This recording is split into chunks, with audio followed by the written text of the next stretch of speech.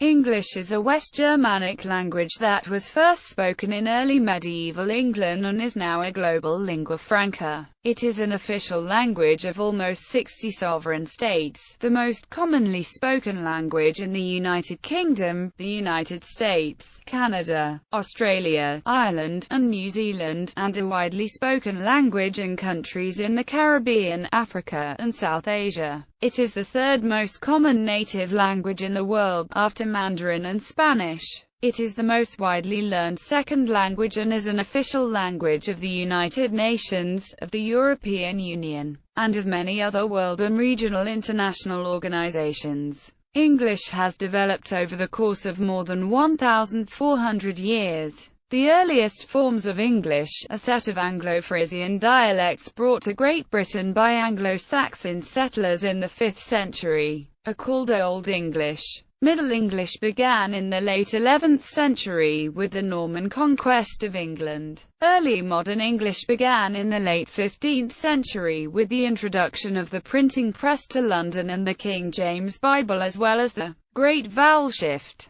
Through the worldwide influence of the British Empire, modern English spread around the world from the 17th to mid-20th centuries. Through all types of printed and electronic media, as well as the emergence of the United States as a global superpower, English has become the leading language of international discourse and the lingua franca in many regions and in professional contexts such as science, navigation, and law. Modern English has little inflection compared with many other languages, and relies on auxiliary verbs and word order for the expression of complex tenses, aspect and mood, as well as passive constructions, interrogatives and some negation. Despite noticeable variation among the accents and dialects of English used in different countries and regions, in terms of phonetics and phonology, and sometimes also vocabulary, grammar and spelling, English speakers from around the world are able to communicate with one another effectively.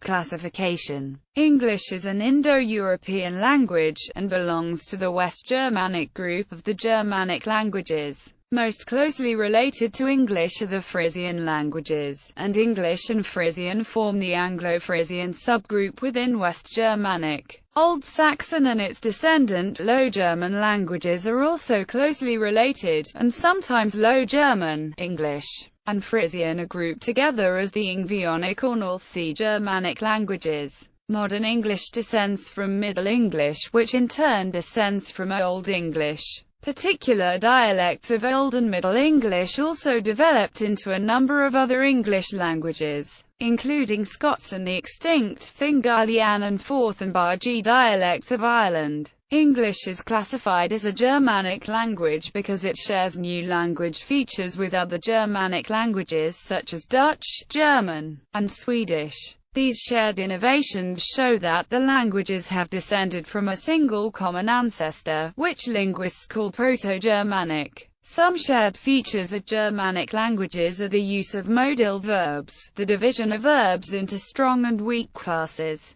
and the sound changes affecting Proto-Indo-European consonants, known as Grimm's and Werner's laws. Through Grimm's law, the word for foot begins with f in Germanic languages, but its cognates in other Indo-European languages begin with p. English is classified as an Anglo-Frisian language because Frisian and English share other features, such as the palatalization of consonants that were velar consonants in Proto-Germanic. English sing, sang, sung, Dutch singen, zong, gesungen, German singen, sang, gesungen. English laugh, laugh, Dutch and German lachen, lachte, English foot, German fuss, Norwegian and Swedish fot.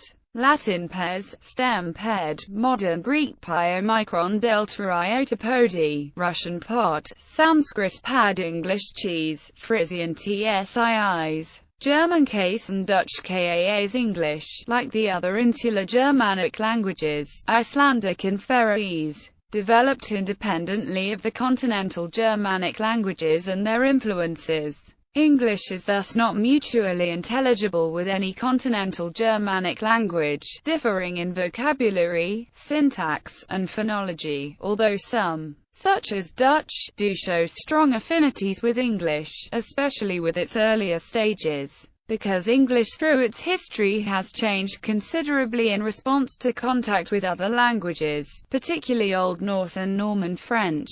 Some scholars have argued that English can be considered a mixed language or a Creole, a theory called the Middle English Creole hypothesis. Although the high degree of influence from these languages on the vocabulary and grammar of modern English is widely acknowledged, most specialists in language contact do not consider English to be a true mixed language. History. Proto-Germanic to Old English. The earliest form of English is called Old English or Anglo-Saxon. Old English developed from a set of North Sea Germanic dialects originally spoken along the coasts of Frisia, Lower Saxony, Jutland, and southern Sweden by Germanic tribes known as the Angles, Saxons, and Jutes. In the 5th century, the Anglo-Saxons settled Britain and the Romans withdrew from Britain. By the 7th century, the Germanic language of the Anglo-Saxons became dominant in Britain, replacing the languages of Roman Britain. Common Brittonic, a Celtic language, and Latin, brought to Britain by the Roman occupation. England and English are named after the Angles. Old English was divided into 4 dialects: the Anglian dialects, Mercian and Northumbrian, and the Saxon dialects, Kentish and West Saxon.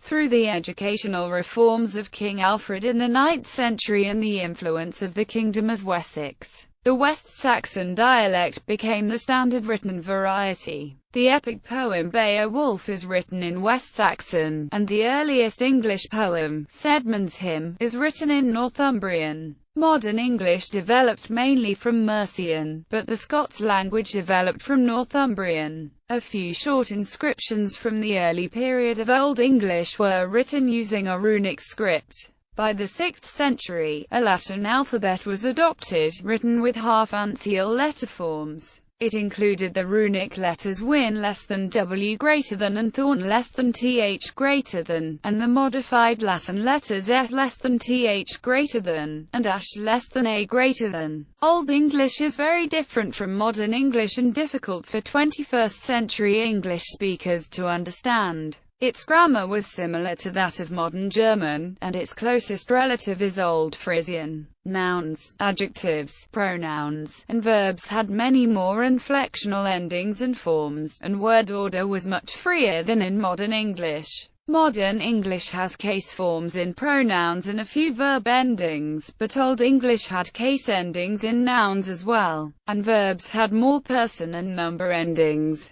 The translation of Matthew chapter 8 verse 20 from 1000 CE shows examples of case endings and a verb ending. Foxes habath holu and havonen fuglas nest foxes habath holu and havonen fuglas nest fox nom, place have prs place hole acc, place and heaven gen, sg. Bird nom, place nest acc, place. Foxes have holes in the birds of heaven nests. Middle English Englishman lays high hadder fram the beginnende thre manner. Spech.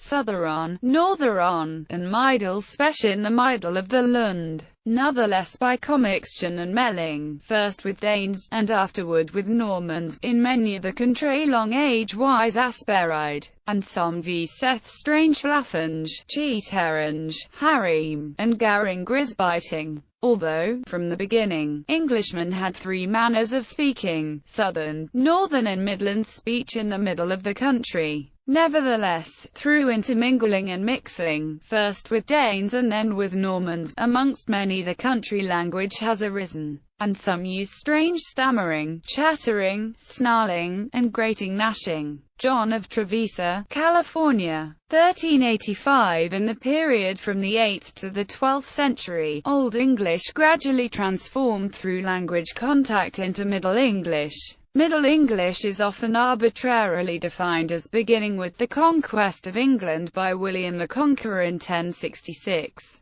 but it developed further in the period from 1200 to 1450. First, the waves of Norse colonization of northern parts of the British Isles in the 8th and 9th centuries put Old English into intense contact with Old Norse. a North Germanic language. Norse influence was strongest in the northeastern varieties of Old English spoken in the Danelaw area around York, which was the center of Norse colonization. Today these features are still particularly present in Scots and Northern English. However, the center of Norsified English seems to have been in the Midlands around Lindsey, and after 920 CE when Lindsey was reincorporated into the Anglo-Saxon polity. Norse features spread from there into English varieties that had not been in intense contact with Norse speakers. Some elements of Norse influence that persist in all English varieties today are the pronouns beginning with th, which replaced the Anglo-Saxon pronouns with h. With the Norman conquest of England in 1066, the now Norsified Old English language was subject to contact with the Old Norman language, a Romance language closely related to modern French.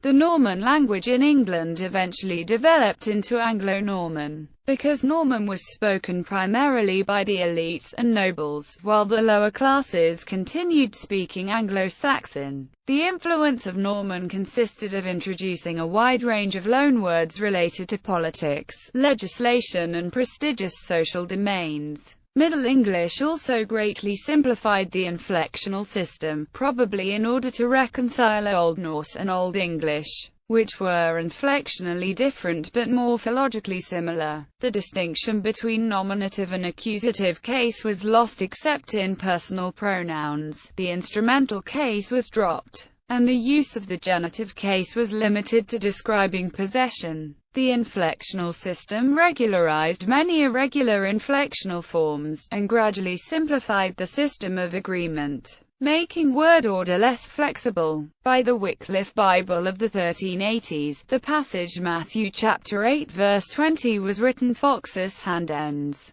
and Bridis of hue and han nestis. Here the plural suffix n on the verb have is still retained, but none of the case endings on the nouns are present. By the 12th century Middle English was fully developed, integrating both Norse and Norman features. It continued to be spoken until the transition to early modern English around 1500. Middle English literature includes Geoffrey Chaucer's The Canterbury Tales, and Malory's La Morte d'Arthur. In the Middle English period the use of regional dialects in writing proliferated, and dialect traits were even used for effect by authors such as Chaucer. Early Modern English. The next period in the history of English was Early Modern English. Early Modern English was characterized by the Great Vowel Shift, inflectional simplification, and linguistic standardization. The Great Vowel Shift affected the stressed long vowels of Middle English. It was a chain shift, meaning that each shift triggered a subsequent shift in the vowel system. Mid and open vowels were raised, and close vowels were broken into diphthongs.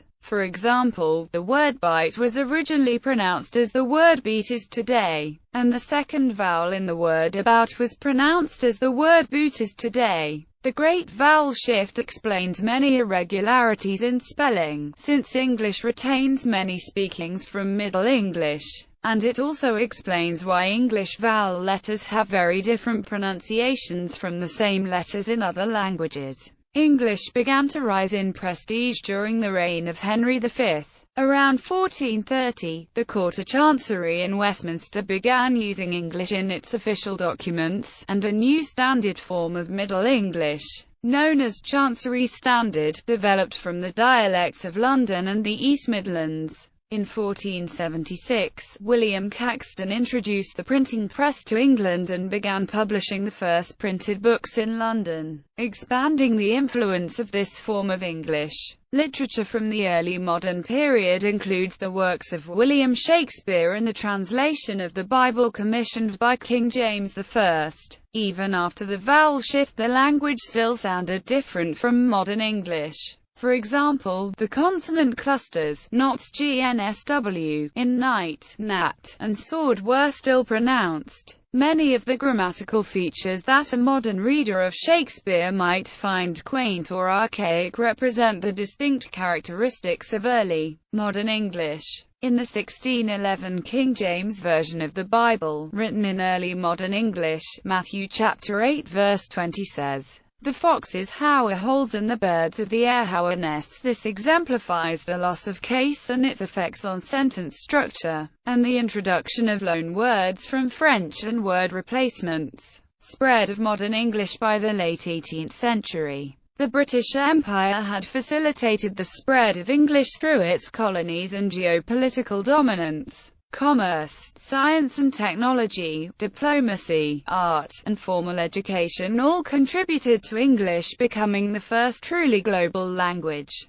English also facilitated worldwide international communication. As England continued to form new colonies, these in turn became independent and developed their own norms for how to speak and write the language. English was adopted in North America, India, parts of Africa, Australasia, and many other regions. In the post-colonial period, some of the newly created nations that had multiple indigenous languages opted to continue using English as the official language to avoid the political difficulties inherent in promoting any one indigenous language above the others. In the 20th century, the growing economic and cultural influence of the United States and its status as a superpower following the Second World War has, along with worldwide broadcasting in English by the BBC and other broadcasters, significantly accelerated the spread of the language across the planet. By the 21st century, English was more widely spoken and written than any language has ever been. A major feature in the early development of modern English was the codification of explicit norms for standard usage, and the dissemination through official media such as public education and state-sponsored publications. In 1755, Samuel Johnson published his A Dictionary of the English Language, which introduced a standard set of spelling conventions and usage norms. In 1828,